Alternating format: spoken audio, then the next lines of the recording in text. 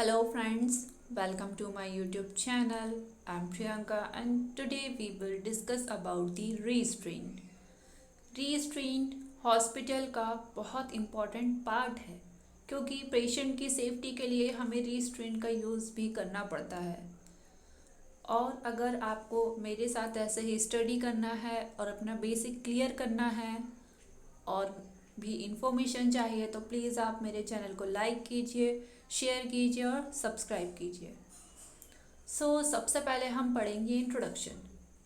Children में be need to be restrained for some diagnostic procedure, therapeutic procedures or during the some physical examination and sometimes to protect from an injury। Mainly क्या होता है कि जो children होते हैं, children's को restraint की सबसे ज़्यादा ज़रूरत होती है क्योंकि कुछ डायग्नोस्टिक प्रोसीजर और थेराप्यूटिक प्रोसीजर ऐसे होते हैं कि वो उसको रिफ्यूज़ कर देते हैं और फिज़िकल एग्जामिनेशन के टाइम पे भी रिस्ट्रेंट का यूज़ किया जाता है उनको इंजरी से प्रोटेक्ट करने के लिए। An appropriate, safe and comfortable restraint should be selected. The restraint may be provided manually with the help of some devices। जो restraint होते हैं वो बिल्कुल safe और comfortable होते हैं और हमें ऐसे restraint select करना है जिससे पेशेंट को कोई हार्म ना पहुँचे। और क्यों प्रोवाइड किए जाते हैं ये? उनकी सेफ्टी के लिए। देन हम पढ़ेंगे definition. Restraint is defined as the intentional restriction of a person's voluntary movement or behavior। Restraint क्या है? एक intentional restriction है, पेशेंट के voluntary movements को कंट्रोल करने के लिए intentional restriction है। ठीक है, देखिए जैसे आपको इमेज में दिख रहा होगा, पेशेंट को बांध के रखा हुआ है। क्यों? मेनली ये बच्चों के साथ किया जाता है, बच्चों के लिए रिस्ट्रेंट का यूज़ किया जाता है और जो मेंटल पेशेंट होते हैं या जो मेंटली डिस्टर्ब पेशेंट होते हैं उनको, क्योंकि क्या होता है कि वो ट्रीटमेंट हम कोई करते हैं या कोई डायग्नोस्टिक प्रोसीजर कर रहे हैं तो वो उनको रिफ्यूज़ कर सकते हैं, तो इसलिए हम रिस्ट्रेंट का यूज़ करते हैं। काउंसिल एंड केयर यूके के द्वारा ये डेफिनेशन दी गई है 2002 में। Then next, restraints are physical, chemical or environmental measures used to control the physical or behavioral activity of a person or a portion of her body। restraint क्या है? देखिए restraint physical, chemical और environmental होते हैं, ठीक है, लेकिन क्या है, पर्सन की कंडीशन के अकॉर्डिंग और उसके बिहेवियर के अकॉर्डिंग, जो उसकी बिहेवियर एक्टिविटी होती है उसके अकॉर्डिंग हमें रिस्ट्रेंट को चूज करना है। Next, purpose. रिस्ट्रेंट को यूज करने के क्या क्या पर्पस होते हैं? To carry out the physical examination, physical examination को कैरी आउट करने के लिए रिस्ट्रेंट का यूज किया जाता है। Next, to provide the safety to child, child को सेफ्टी प्रोवाइड करने के लिए रिस्ट्रेंट का यूज किया जाता है। To protect the child from injury, इसके थ्रू हम चाइल्ड को इंजुरी से भी प्रोटेक्ट कर सकते हैं। To complete the diagnostic and therapeutic procedure, restraint के थ्रू हम डायग्नोस्टिक और थेराप्यूटिक जो प्रोसीजर्स होते हैं उनको कंप्लीट कर देंगे। कैसे? अगर कोई छोटा बच्चा है या कोई मेंटली डिस्टर्ब पेशेंट है, क्या होगा कि जो नॉर्मल पर्सन है वो तो प्रोसीजर कंप्लीट करवाएगा, ठीक है, लेकिन जो छोटे बच्चे हैं, जो मेंटली इल पर्सन है, वो क्या होगा कि अगर उनको थोड़ा भी पेन होगा ना तो वो उस प्रोसीजर को रिफ्यूज़ कर देंगे, इसलिए हम रिस्ट्रेंट का यूज़ करेंगे। To maintain the child in prescribe position, जो पोजीशन प्रिस्क्राइब की गई है हमें उसी पोजीशन का यूज़ करना है। To reduce the discomfort of child during some test and procedures like specimen collection. देखिए कुछ ऐसे प्रोसीजर्स होते हैं जैसे कि स्पेसिमेन कलेक्शन हो गया और भी कुछ अलग टाइप के प्रोसीजर्स होते हैं, तो उसमें क्या है, चाइल्ड डिस्कम्फर्ट फील करता है, तो उस टाइम पे इसका यूज़ कर सकते हैं हम। Next, indication. जब हम रिस्ट्रेंट का यूज़ कर रहे हैं तो उसके क्या क्या इंडिकेशन है? Displaying behaviour that is putting themselves at risk of harm. हमें क्या है, सबसे पहले पेशेंट का बिहेवियर चेक कर लेना है कि पेशेंट खुद को कितना हार्म पहुंचा सकता है. ठीक है. Next, displaying behaviour that is putting others at risk of harm. हमें बिहेवियर देखना है उसका कि पेशेंट कितना ज़्यादा अग्रेसिव है, और हमें पहले से ही उसको ऑब्जर्व करते रहना है कि पेशेंट कितना अग्रेसिव हो सकता है, उसकी क्या कंडीशन है, और क्या है कि पेशेंट खुद को तो हार्म पहुंचा सकता है, लेकिन ये रिस्क भी रहता है कि वो दूसरों को भी हार्म पहुंचा सकता है. Then requiring treatment by a legal order, for example under the mental health act 2007. Mental health act 2007 के अकॉर्डिंग पेशेंट को जो हम ट्रीटमेंट रिक्वायर करते हैं वो लीगल ऑर्डर के अकॉर्डिंग होना चाहिए. Next, requiring urgent life saving treatment. हमें पेशेंट को urgent life saving treatment provide करना है. Next, needing to be maintain in secure setting. हमें सिक्योर सेटिंग में जो भी नीड है उनको मेंटेन करना है.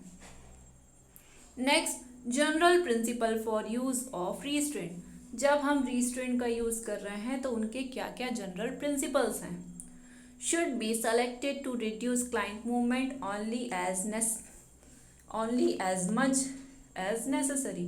हम जिस भी चीज़ का यूज़ कर रहे हैं, जिस भी रिस्ट्रेंट का यूज़ कर रहे हैं, हम क्यों यूज़ कर रहे हैं, क्लाइंट के जो मूवमेंट है उनको रिड्यूस करने के लिए, उनको कम करने के लिए.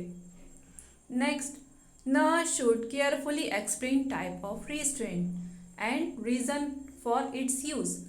हमको केयरफुली एक्सप्लेन करना है कि हम किस टाइप का रिस्ट्रेंट यूज़ कर रहे हैं, किस रीज़न से यूज़ कर रहे हैं और उसका यूज़ क्या है. Should not interfere with treatment.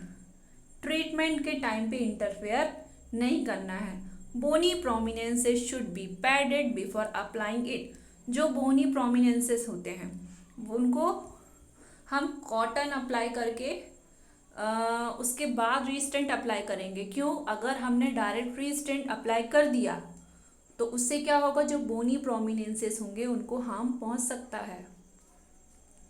Next, always selected the safe and appropriate restraint. हमें हमेशा सेफ और अप्रोप्रिएट रिस्ट्रेंट का यूज़ करना है. Restraint should not be too tight. It should not interfere with the normal circulation. जब हम restraint का use करते हैं तो वो बहुत ज़्यादा टाइट नहीं होना चाहिए. क्यों? अगर वो टाइट होगा तो वो नॉर्मल सर्कुलेशन में इंटरफेयर करेगा, पेशेंट का ब्लड सर्कुलेशन प्रॉपर नहीं हो पाएगा. Next, restraint should demonstrate to the child on the child doll to gain the cooperation and reduce the anxiety. अब हम बच्चों पे जब रिस्ट्रेंट अप्लाई करते हैं तो हमें क्या करना है, चाइल्ड डॉल पे हम थोड़ा सा उसको डेमोन्स्ट्रेशन करके दिखाएंगे, जिससे क्या होगा, हम उनका कोऑपरेशन गेन करेंगे और जो चाइल्ड की जो एंजाइटी होगी वो रिड्यूस होगी. Always maintain comfort to the child and maintain body alignment. हमें क्या करना है, हमें चाइल्ड को कंफर्टेबल प्रोवाइड करवाना है. ठीक है, कंफर्ट प्रोवाइड करवाना है और उसके बॉडी अलाइनमेंट को भी मेंटेन करना है. Should be changed when they become soiled और dam.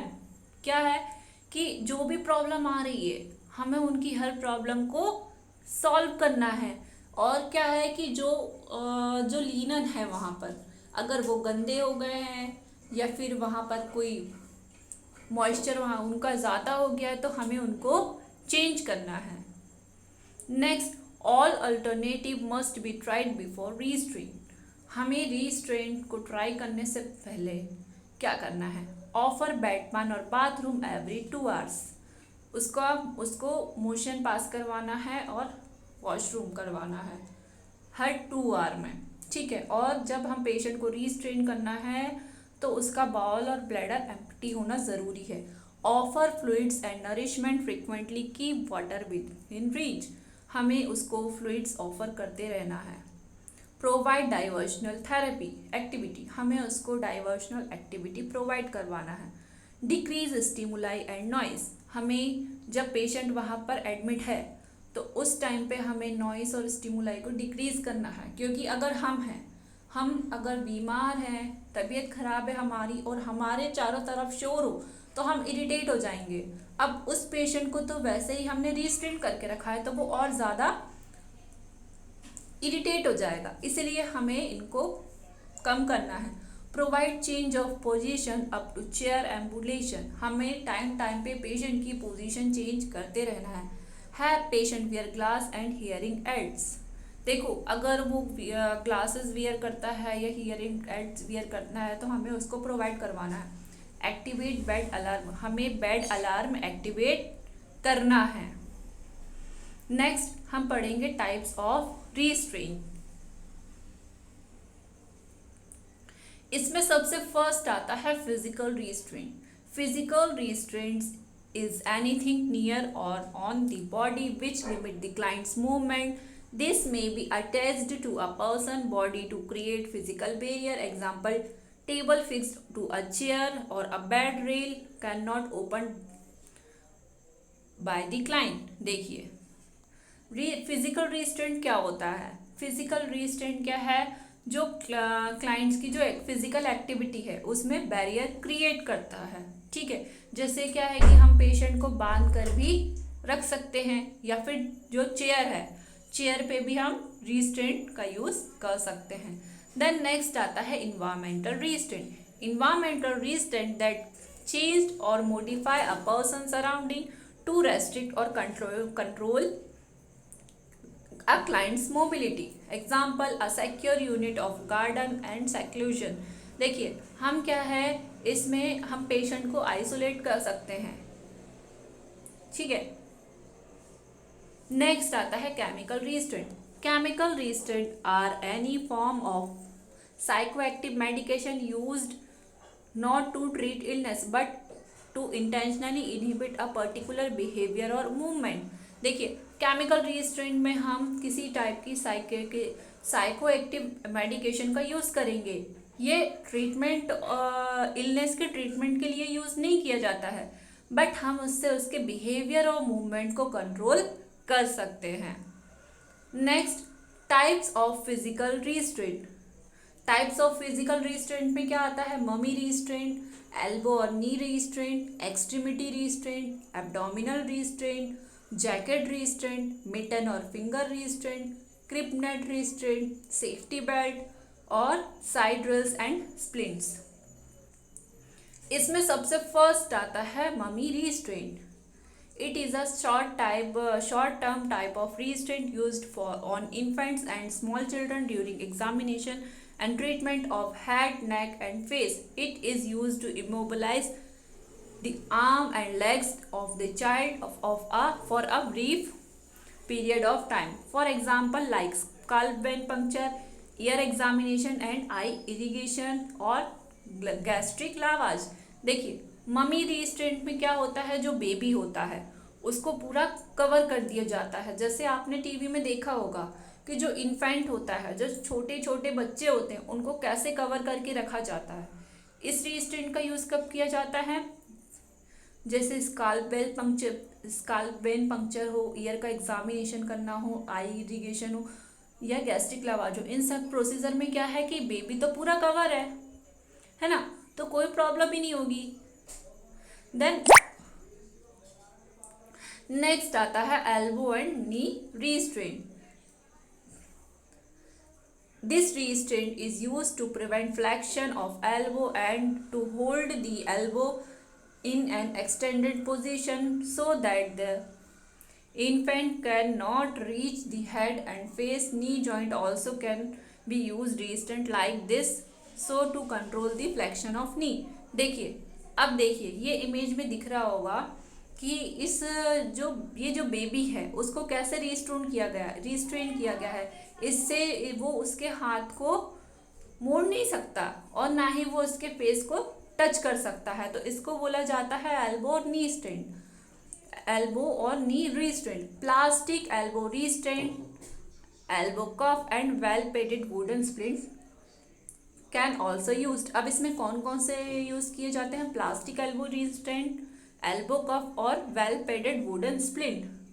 This elbow restraint is use in case of face and head surgeries. अब ये रिस्ट्रेंट का यूज कब किया जाता है?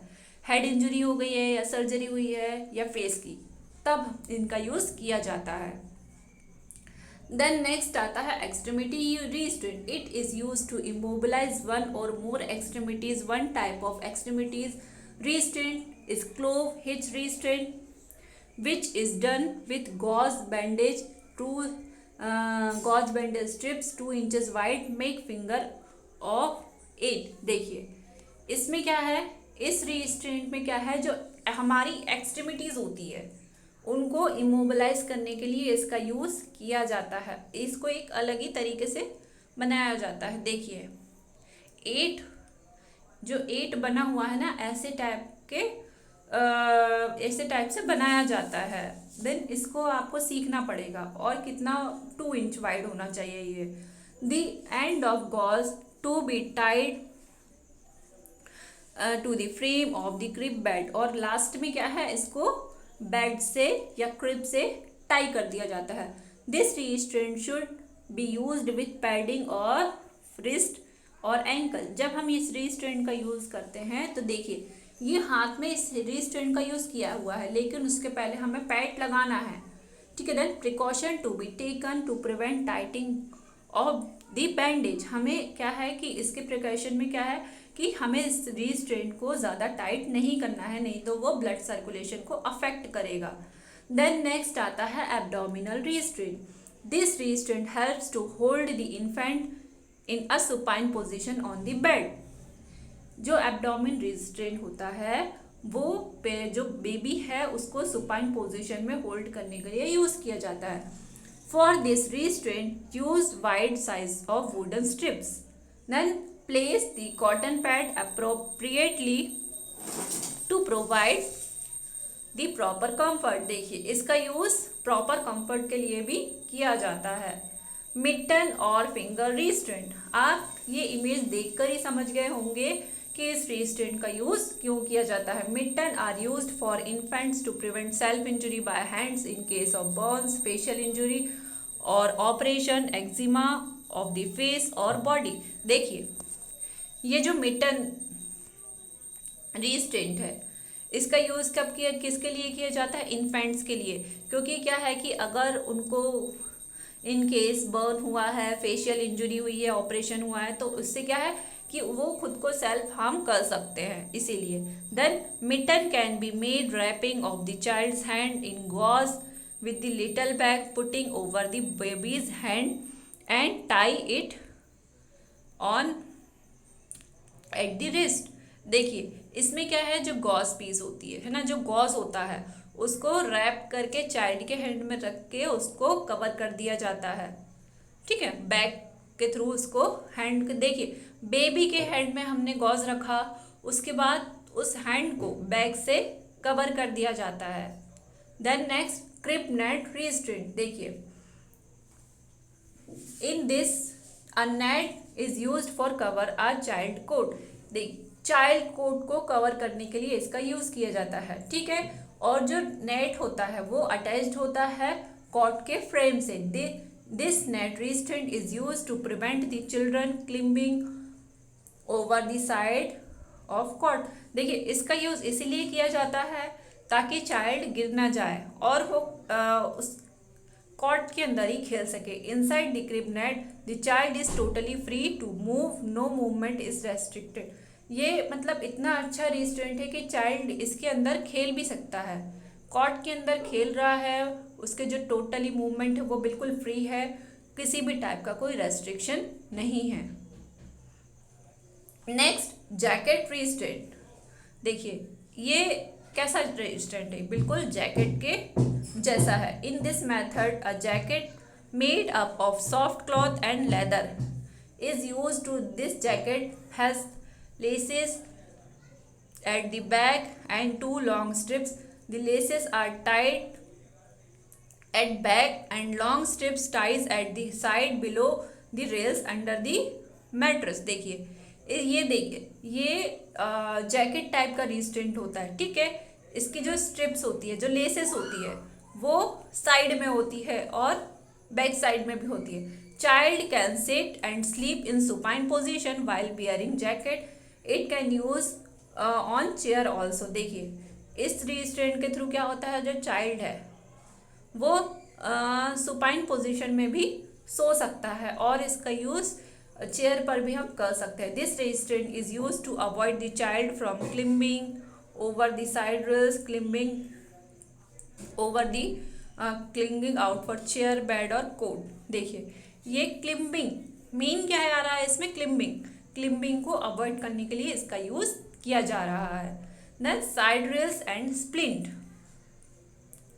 देखिए जो बेड के साइड में जो रेल्स लगी हुई है वो होती है साइड रेल्स, ठीक है. और नेक्स्ट क्या आ रहा है, स्प्लिंट. अब स्प्लिंट देखिए ये पैर के दोनों साइड पे जो लगा हुआ है ना और हैंड के दोनों साइड पे, ये क्या कर रहे हैं, ये बॉडी को मूवमेंट से प्रिवेंट करते हैं, ठीक है. जैसे कि कोई चोट लगी है और हम हाथ को नहीं मोड़ने देना है पेशेंट को या पैर को, तब हम स्प्लिंट का यूज करते हैं, ठीक है. Then potential risk and side effects of restraint use. अब क्या क्या इफेक्ट हो सकता है इसका, ठीक है. साइकोलॉजिकल और इमोशनल में क्या होगा, increase agitation and hostility. Patient का एजिटेशन और हॉस्टिलिटी इंक्रीज होगा. Feeling of humiliation and loss of dignity. वो सोचेगा कि उसका डिग्निटी लॉस हो गया है. Increase confusion. पेशेंट को जो कन्फ्यूजन का लेवल है वो इंक्रीज होगा और वो उसको फियर भी होगा. देन फिजिकल में क्या होगा, प्रेशर अल्सर हो सकता है उसको, स्किन ट्रॉमा हो सकता है. Decrease muscle mass, tone, strength और एंड्योरेंस. देखो उसका मसल मास डिक्रीज होगा, उसकी टोन स्ट्रेंथ भी डिक्रीज होगा. Contractures, loss of balance and dislocation, fracture. देखिए इसकी वजह से क्या होगा, बैलेंस का लॉस होगा, डिसलोकेशन होगा और फ्रैक्चर भी हो सकता है. Reduce heart and lung capacity. इसके थ्रू, इसकी वजह से जो हार्ट और लंग कैपेसिटी है वो भी डिक्रीज होगी, रिड्यूस होगी. Then physical discomfort, increase pain. Patient को फिजिकली डिस्कम्फर्ट होगा और पेन भी होगा. कॉन्स्टिपेशन इंक्रीज होगा. रिस्क फीकल इम्पेक्शन होगा. इनकॉन्टिनेंस होगा. यूरिनरी स्टेसिस हो सकता है. Obstructed and restricted circulation. जो सर्कुलेशन है वो ऑब्स्ट्रक्टेड हो सकता है, रेस्ट्रिक्टेड हो सकता है. जो एपेटाइट होगा वो रिड्यूस होगा. डिहाइड्रेशन भी हो सकता है. सर्कुलेशन इम्पेयर्ड हो सकता है और कभी कभी पेशेंट की डेथ भी हो सकती है. देन गाइडलाइंस क्या है, रिस्ट्रेंट की गाइडलाइंस क्या है, कब कब हम रिस्ट्रेंट यूज़ कर सकते हैं. डॉक्टर्स के ऑर्डर पे ही हमें रिस्ट्रेंट का यूज़ करना है. इन्फॉर्म्ड कंसेंट होना चाहिए. Proper follow. जब हम रिस्ट्रेंट करते हैं तो हमें प्रॉपर टेक्निक को फॉलो करना है. लीस्ट रेस्ट्रिक्टिव होना चाहिए. पैड बोनी प्रोमिनेंसेस होनी चाहिए, ठीक है. Then maintain good body alignment. जब हम पेशेंट को रिस्ट्रेंट करते हैं तो गुड जो बॉडी का जो अलाइनमेंट है वो ठीक होना चाहिए. देन अब पढ़ेंगे हम नर्सेस रोल.